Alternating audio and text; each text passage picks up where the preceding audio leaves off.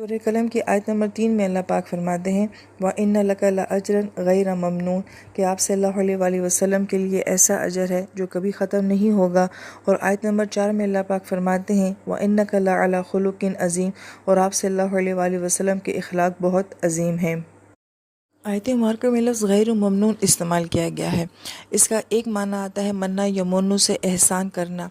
مفسرین کرام یہ فرماتے ہیں کہ اس خوبصورت لفظ میں یہ بتایا جا رہا ہے کہ آپ صلی اللہ علیہ وآلہ وسلم کے لیے کوئی بھی عمل، کوئی بھی اجر جو ہے وہ ایسا نہیں ہوگا کہ جس کے لیے آپ علیہ السلام کے اوپر احسان جتلایا جائے، بلکہ کوئی بھی ایسا اجر جو آپ علیہ السلام کی طرف منسوب کیا جائے گا، وہ منسوب کرنے والا شخص جو ہے اس کو اپنا نصیب سمجھے گا، اپنا مقدر سمجھے گا، اپنی عزت سمجھے گا کہ میرا کوئی عمل ایسا ہو جو میرے نبی کے لیے اجر کا باعث بن جائے، کسی خیر کا باعث بن جائے۔ تو گویا کہ آج امت جو کچھ بھی اپنے نبی کے لیے کرتی ہے تو وہ اس بات کو احسان نہیں سمجھتی کہ میں اپنے نبی کے لیے کچھ کر رہا ہوں، بلکہ وہ اس بات کو احسان سمجھتی ہے کہ اللہ میں کاش قبول ہو جاؤں کہ میں اپنے نبی کے لیے کچھ کر سکوں۔ تو آپ علیہ السلام کے لیے تو ایک ایسا اجر ہے کہ جس اجر کا آپ کے اوپر کوئی احسان نہ دنیا میں جتلایا جائے گا نہ آخر میں جتلایا جائے گا۔ غیر ممنون کا جو دوسرا معنی بیان کیا جاتا ہے وہ ہوتا ہے منع کرنا، رکنا اور کٹنا۔ تو آیت مبارکہ یہ کہہ رہی ہے کہ آپ علیہ السلام کا جو اجر ہے وہ نہ کٹنے والا، نہ ختم ہونے والا اور نہ رکنے والا اجر ہے۔ مفسرین کرام یہ فرماتے ہیں کہ اگر نبی پاک صلی اللہ علیہ وآلہ وسلم کے اجر کو سوچا جائے تو انسانی عقل حیران ہو جاتی ہے اور اس کو الفاظ میں بیان کرنا ناممکن ہو جاتا ہے، کیونکہ ہم یہ دیکھتے ہیں کہ آپ علیہ السلام کی ذات عالی سے اس کل کائنات کو خیر ملی ہے، کل مخلوق کو جو ہے وہ خیر ملی ہے۔ آپ علیہ السلام کی ذات عالی سے کتنے لوگوں کو کلمہ ملا اور دنیا میں کہاں کہاں کدھر کدھر کس نسل کس قوم نے قبول کیا، اور پھر کلمہ خود ایک بہت بڑی برکت ہے۔ اس کے بعد جو انسان اعمال کرتا ہے چاہے وہ عبادات کی صورت میں ہوں، ہماری نمازیں، ہماری تلاوتیں، ہمارے ذکر، ہمارے صدقے، ہماری قربانیاں، یہ سب کس کے توفیل ہے، کس کی نسبت سے ہے؟ آپ علیہ السلام کی نسبت سے ہمیں ملا ہے، تو یہ سارے اجر کہاں جا رہے ہیں؟ یہ آپ علیہ السلام کے پاس جا رہے ہیں۔ پھر انسان عملی لحاظ سے جو بھی عمل کرتا ہے، چاہے وہ اچھی سوچ کے ساتھ کرتا ہے، اچھے الفاظ کے ساتھ کرتا ہے یا کسی اچھے عمل کے ساتھ کرتا ہے، وہ سارے اجر کہاں جا رہے ہیں؟ نبی علیہ السلام کی طرف جا رہے ہیں۔ اور پھر وہ تمام سنتیں جو کہ آپ صلی اللہ علیہ وآلہ وسلم کی ذات کے ساتھ منسوب کی جاتی ہیں،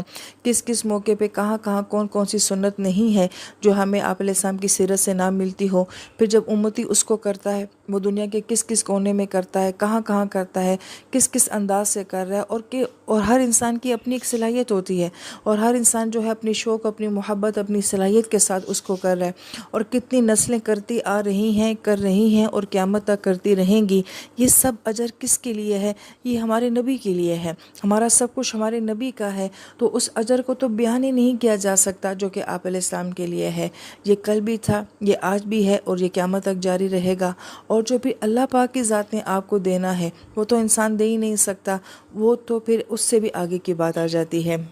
تو گویا کہ اس آیت مبارکہ میں اللہ تعالیٰ نبی علیہ السلام کو تسلی دے رہے ہیں کہ نبی آپ کے لیے تو اجر ہی اتنا خوبصورت ہے، تو یہ لوگ اگر آپ کو دیوانہ کہتے بھی ہیں تو کہنے والے خود دیوانے ہیں۔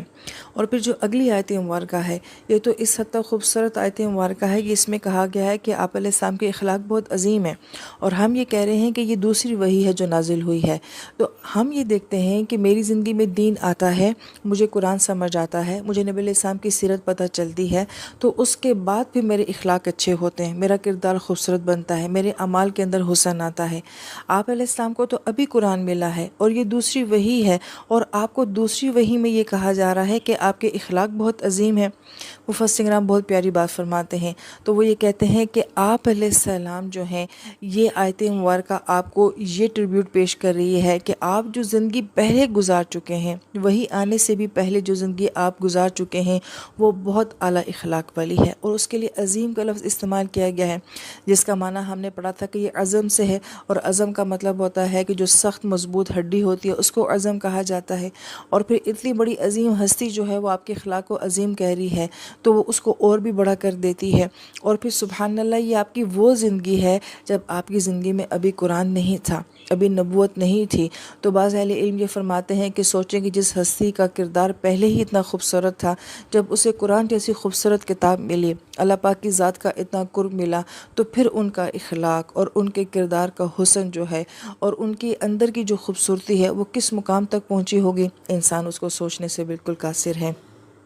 پھر مفسرین کرام بڑے خوبصورت انداز میں ایک بات یہ بھی فرماتے ہیں کہ آیت مبارکہ میں لا علا کا لفظ آ رہا ہے کہ آپ خلق عظیم پر ہیں، اور عربی زبان میں علا جو ہوتا ہے یہ غلبے کے لیے ہوتا ہے، برتری کے لیے ہوتا ہے، کسی چیز کے اوپر برقرار رہنے کے لیے ہوتا ہے۔ اب بڑی پیاری بات مفسرین کرام فرماتے ہیں کہ ہم لوگ ہیں، ہم لوگ کبھی اچھے ہو جاتے ہیں اور کبھی ہمارا موڈ نہیں ہوتا تو ہم اچھے نہیں بھی ہوتے ہیں، کبھی کبھی ہمارا کوئی نیکی کرنے کو دل کرتا ہے، کبھی بالکل بھی نہیں کرتا، کبھی ہمارا عبادات پہ بڑا زور ہو جاتا ہے اور کبھی بالکل ایک نماز بھی نہیں پڑھی جاتی ہے۔ لہٰذا کوئی انسان بھی جو ہے وہ اس قدر خوبصورت اخلاق کے اوپر برتری کے ساتھ نہیں رہا ہے یا استقامت کے ساتھ نہیں رہا ہے، مگر نبی علیہ السلام کے اخلاق کے ساتھ جو اللہ پاک فرماتے ہیں کہ لا علا، کہ آپ خلق عظیم پر ہیں، یعنی کہ آپ ہمیشہ ہی خوبصورت ہوتے ہیں، آپ ہمیشہ ہی پیارے ہوتے ہیں، آپ کے اخلاق ہمیشہ ہی اچھے ہوتے ہیں، وہ ہماری طرح موڈ کے ساتھ نہیں بدلتے رہتے، وہ موسموں کے ساتھ نہیں بدلتے رہتے، وہ حالات کے ساتھ نہیں بدلتے رہتے ہیں، آپ ہمیشہ ایک روش کے اوپر رہتے ہیں، آپ کی خوبصورتی ہمیشہ برقرار رہتی ہے، وہ کسی موسم سے نہیں بدلتی، وہ رویوں سے نہیں بدلتی ہے۔ یہ بہت خوبصورت انداز ہے اللہ پاک کا نبی علیہ السلام کے اخلاق کی تعریف کرنے کا۔ پھر آیت مبارکہ میں لفظ خلق جو آیا ہے یہ خلقہ سے ہے، اور خلقہ سے ہی لفظ مخلوق بنا ہے، لہٰذا بڑا خوبصورت ربط ہے اخلاق کا اور مخلوق کا، کہ یہ دیکھا جاتا ہے کہ آپ کے رویے مخلوق کے ساتھ جیسے ہوں گے ویسا ہی آپ کا اخلاق ہوگا۔ یہ بہت گہرا معنی ہے کہ مخلوق اور اخلاق آپس میں جڑے ہوئے ہیں، جیسے آپ مخلوق کے ساتھ ہیں ویسے ہی آپ کے اخلاق ہیں، لہٰذا آپ کی عبادات کو نہیں دیکھا جاتا ہے بلکہ آپ کے لوگوں کے ساتھ ڈیلنگ کو دیکھا جاتا ہے۔ جس انسان کی لوگوں کے ساتھ ڈیلنگ جتنی زیادہ اچھی ہوتی ہے اس کے اخلاق اتنی زیادہ خوبصورت ہوتے ہیں۔ اس لیے مفسر کرام جی فرماتے ہیں کہ لفظ اخلاق یہ بتا رہا ہے کہ اس کا تعلق جو ہے وہ آپ کی عملی زندگی کے ساتھ ہے، محض آپ کی تھیوری نہیں چلتی ہے اور محض آپ کی عبادات نہیں چلتی ہیں، بلکہ اخلاق مخلوق کے ساتھ چلتا ہے، لہٰذا یہ دیکھا جائے گا کہ میرا مخلوق کے ساتھ رویہ کیسا ہے۔ اور پھر یہاں پر بہت غور طلب بات یہ ہے کہ آپ علیہ السلام کے اخلاق کو عظیم کہا جا رہا ہے، جبکہ ہم یہ کہہ رہے ہیں کہ سورہ قلم جو ہے یہ دوسری وحی ہے یا کم سے کم ابتدائی وحیوں میں سے ایک وحی ہے، تو ابھی تو کوئی عبادات ہے ہی نہیں، نہ نماز ہے نہ تلاوت ہے، اس سے پہلے صرف سورہ علق کی چند آیات کا نزول ہو چکا ہے اور ابھی کوئی اور عبادات بھی نہیں آئی ہیں، اس کے باوجود آپ کے اخلاق کو عظیم کیوں کہا جا رہا ہے؟ یہی مفسرین کرام یہ نقطہ بیان فرماتے ہیں کہ آپ علیہ السلام جو 40 سال کی زندگی مکہ میں گزار چکے ہیں، اس میں آپ کی عبادات کی بیس پہ آپ کو یہ بات نہیں کہی جا رہی ہے، بلکہ آپ کے مخلوق کے ساتھ رویے کے اوپر یہ بات کی جا رہی ہے کہ آپ کے اخلاق تو پہلے سے ہی بہت خوبصورت اور اعلیٰ ہیں۔ پھر آپ خود سوچیں کہ جو مفسرین کرام یہ بات فرماتے ہیں کہ خوبصورت عبادات انسان کے اندر خوبصورت اخلاق پیدا کرتی ہیں، اور آپ کے خوبصورت اخلاق جو ہیں وہ آپ کی عبادات کو اللہ سے قبول کروا لیتے ہیں، گویا کہ عبادت کا اور اخلاق کا آپس میں بڑا گہرا تعلق ہوتا ہے۔ تو جس ہستی کے اخلاق پہلے ہی اتنے خوبصورت ہیں، جب اس ہستی کو جو ہے وہ عبادات ملی ہیں، پھر یہ ہستی تہجد پڑھتی ہیں، نماز پڑھتی ہیں اور باقی اعمال کرتی ہیں، تو آپ کے اخلاق کا کیا معیار ہے؟ سبحان اللہ! گویا کہ اس آیت مبارکہ پہ جتنا غور کیا جائے اتنی یہ بات نمایاں ہوتی چلی جاتی ہے کہ آپ علیہ السلام کو اتنا بڑا مقام جو ہے وہ ابھی قرآن ملنے سے پہلے ہی دیا جا رہا ہے، مکہ اور مدینہ شریف کی زندگی سے پہلے ہی دیا جا رہا ہے۔ اس بات کو مفسرین کرام بعض اوقات آج کی دنیا اور آج کی امت کے ساتھ بھی ریلیٹ کرتے ہیں۔ ہم نے دیکھا ہے کہ بہت سارے لوگ ایسے ہوتے ہیں کہ جن کا دین سے کوئی تعلق نہیں ہوتا ہے، جنہوں نے قرآن بھی نہیں سیکھا سمجھا ہوا ہوتا ہے، لیکن اللہ پاک نے ان کو فطرتاً بہت خوبصورت بنایا ہوتا ہے، ان کے عادات ان کے اخلاق بہت پیارے ہوتے ہیں، اور اگر ان لوگوں کو تھوڑا سا قرآن کے ساتھ جوڑ دیا جائے، دین کے ساتھ جوڑ دیا جائے،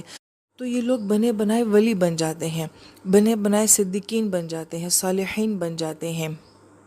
پھر یہاں پر اہل علم بڑی پیاری بات فرماتے ہیں کہ ہم دنیا میں دیکھتے ہیں کہ پڑھا لکھا بندہ جو ہے وہ پڑھے لکھے لوگوں کو ہی پسند کرتا ہے، صاف ستھرا انسان نفیس لوگوں کو ہی پسند کرتا ہے، قابل لوگ قابل لوگوں کو ہی پسند کرتے ہیں۔